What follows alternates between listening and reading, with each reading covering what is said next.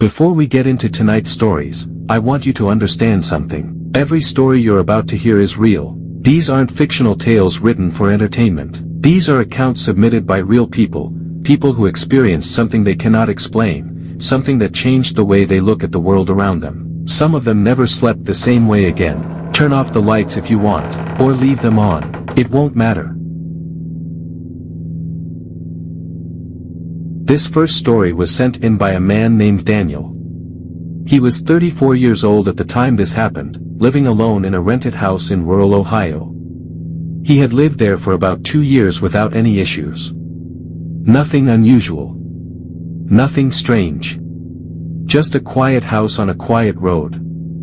That changed in the winter of 2019. Daniel worked from home. He was a freelance software developer, so his days were mostly spent in front of a computer screen.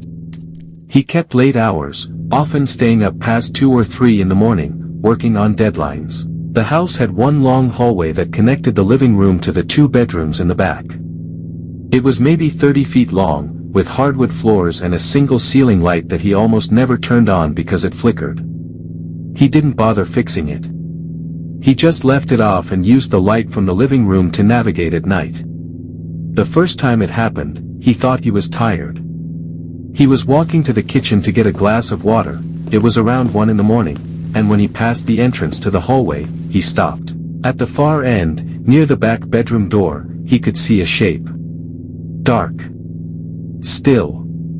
He stood there for maybe 3 seconds, blinking, and then it was gone. He told himself it was a shadow. The way the streetlight came through the window at the end of the hall sometimes created strange shapes on the walls. He'd noticed it before. He poured his water, went back to work, and forgot about it. That lasted about a week. The second time was more difficult to explain away. It was a Thursday night. He had just finished a long work session and was shutting down his computer around 2 a.m. The house was completely quiet, no TV, no music, nothing. And in that silence, he heard something. Footsteps. Slow. Deliberate. On the hardwood floor of the hallway. He froze in his chair. He sat there listening and counted 5, maybe 6 footsteps, coming from the back of the hallway toward the living room. Then they stopped. He waited. His heart was going fast. He told himself it was the house settling. Old houses do that, he knew. Wood expands and contracts with temperature changes.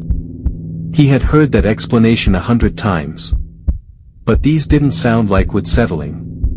They sounded like weight. Like pressure being applied to the floor in a steady, even rhythm. He got up, went to the hallway entrance, turned on the light, the flickering one, and looked down the hall. Nothing. Both bedroom doors were closed, exactly as he had left them.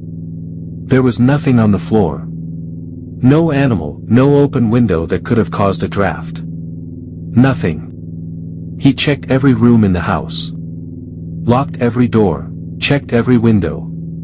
He slept with the lights on that night. Over the next 3 weeks, it escalated. The footsteps became a regular occurrence, always late at night, always in the hallway. Sometimes he would hear them and rush out to look, and the hallway would be empty. Other times, he would stand at the entrance and listen, and they would simply stop, as if whatever was making them knew he was there. Then the figure came back. He was on a video call with a client one evening, around 9 p.m., so it was still relatively early, and the call was running long. His desk faced away from the hallway. At one point, his client said something that made him laugh, and he turned slightly in his chair. The woman was standing at the end of the hallway. He could see her clearly this time. She was tall, taller than seemed normal, and she was wearing something dark. Her arms were at her sides. Her head was slightly tilted. And she was facing him. He spun around completely to look at her. His client was still talking in his ear. She was gone. He ended the call immediately. He said he had a technical issue. He stood up, walked to the hallway, and turned on the flickering light. The hall was empty. The bedroom doors were closed. He stood there for a long time. He started doing research on the house. He contacted his landlord, asked about the history of the property. The landlord was vague, said it was an old property, had been in his family for decades, didn't really know much about its history. Daniel went to the local library and looked through old records. It took him a few visits, but he eventually found something. In 1987, a woman had died in that house. She had been living alone, in her late 60s, and had collapsed in the hallway from a cardiac event. She wasn't found for several days. He moved out the following month. He said the last night he spent in that house, as he was finishing packing boxes in the living room, he heard the footsteps one final time. He didn't go to look. He just sat on the floor with his back against the couch, knees pulled up to his chest, and waited until morning. He said the footsteps went back and forth for almost an hour. And then they stopped. He never heard them again. The second story comes from a woman named Mara. She submitted this account about 3 years ago, and it's one that stuck with me because of how specific the details are. When people are making things up, the details tend to be vague.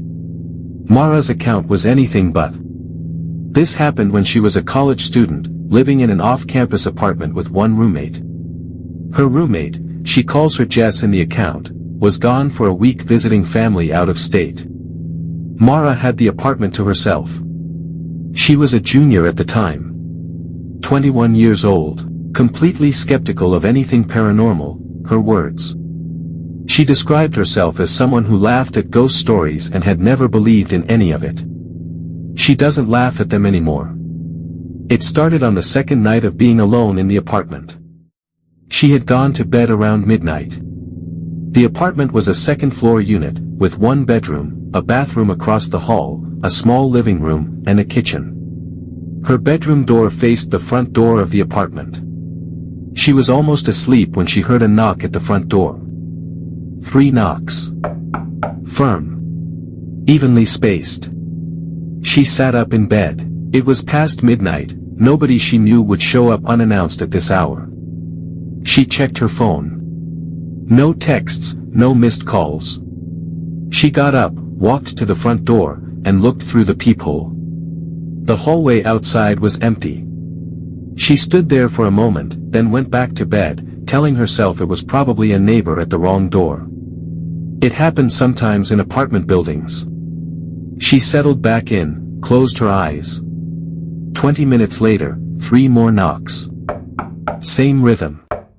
Same firmness. She got up again, faster this time, and looked through the peephole almost immediately after the 3rd knock. The hallway was empty again. But this time, and she was very specific about this, the motion sensor light in the hallway was still on. Those lights stayed on for about 30 seconds after detecting movement. Someone had been there. Recently enough to still have the light on. She called Jess. Jess didn't pick up, it was late. She texted her, got no response. She locked her bedroom door, pushed a chair under the handle, and lay in bed with her phone in her hand. She didn't sleep that night. The next day she felt silly about it. In the daylight, the whole thing felt explainable. Someone had the wrong door, or maybe it was kids messing around. She went to class, came home, ate dinner, watched TV. But she didn't feel comfortable. She kept looking at the front door. At 11:30 that night, just as she was about to go to bed, it happened again. 3 knocks. She didn't move from the couch. She sat perfectly still and stared at the front door. Then she picked up her phone and called her neighbor across the hall, a guy named Tom she was friendly with. She knew he was a night owl. He picked up after 2 rings. She told him she kept hearing someone knocking on her door late at night and asked if he could look through his peephole into the hallway. There was a pause. Then Tom said, very slowly, Mara. There's nobody in this hallway. She told him she knew, she'd looked before. She asked him to just keep watching for a minute, to see if anyone came to her door. He agreed. They stayed on the phone together. She sat on the couch watching her front door. He watched through his peephole. For about 4 minutes, nothing happened. Then Mara heard it again. 3 knocks. On her door. She said into the phone, "Did you see that?" Tom was quiet for a moment.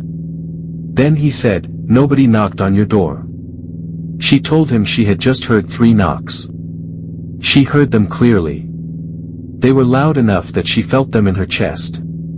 Tom said, "Mara, I'm looking directly at your door. Nobody is in this hallway. Nobody knocked." She stayed at a friend's place for the rest of the week. When Jess came back, Mara told her everything. Jess listened and then, very quietly, said something that made Mara's skin go cold. Jess said, "That happened to me too. 2 months ago. I didn't tell you because I thought you'd think I was crazy." Jess described the exact same thing. 3 knocks, late at night, nobody at the door. It had happened to her 4 times over the course of 1 week. Then it stopped. She assumed it was a neighbor and put it out of her mind. They did some asking around in the building.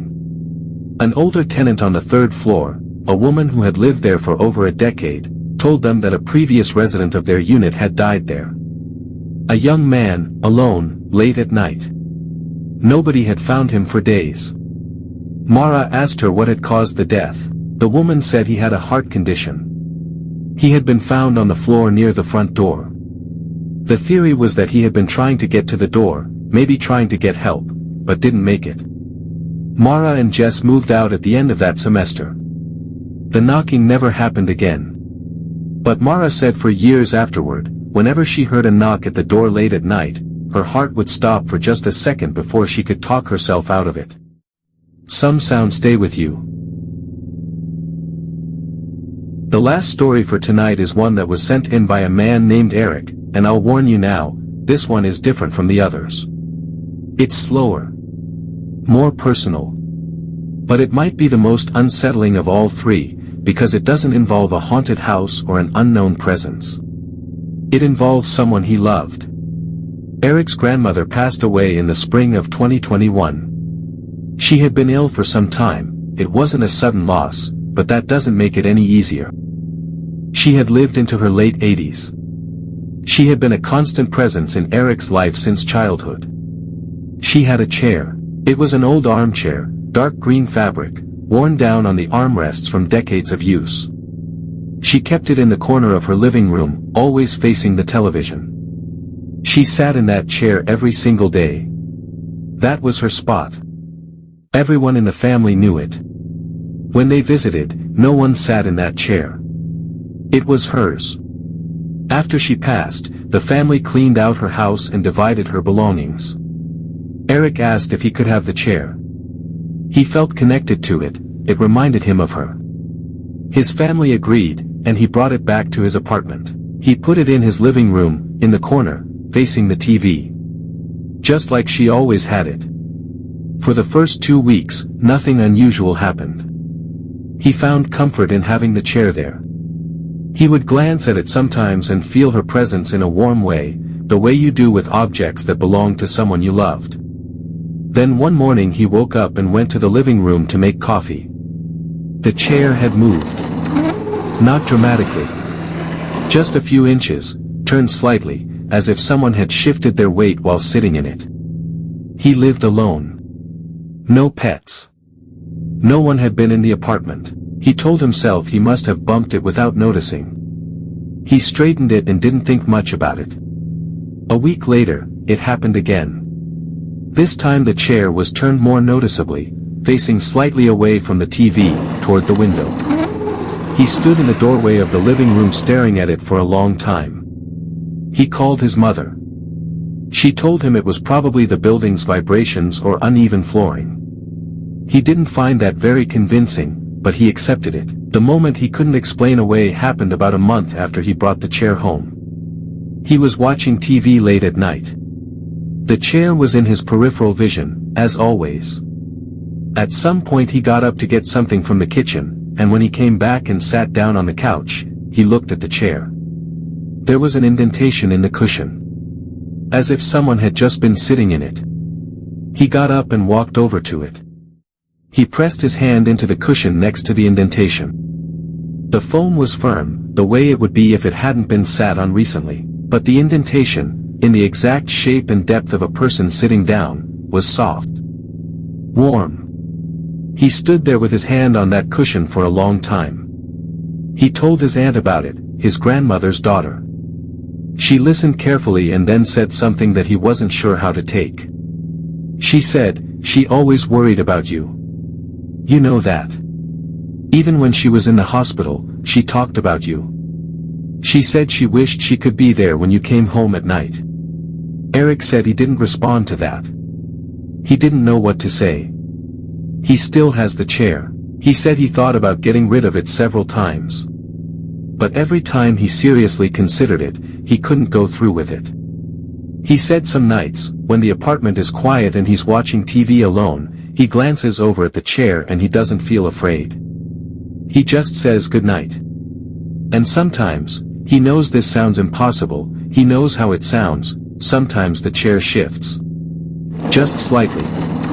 Just enough. Like someone getting comfortable. Those were 3 accounts from 3 different people, in 3 different places, at 3 different points in their lives. And yet there's a thread running through all of them, that feeling that the world we can see and explain is not the only one that exists.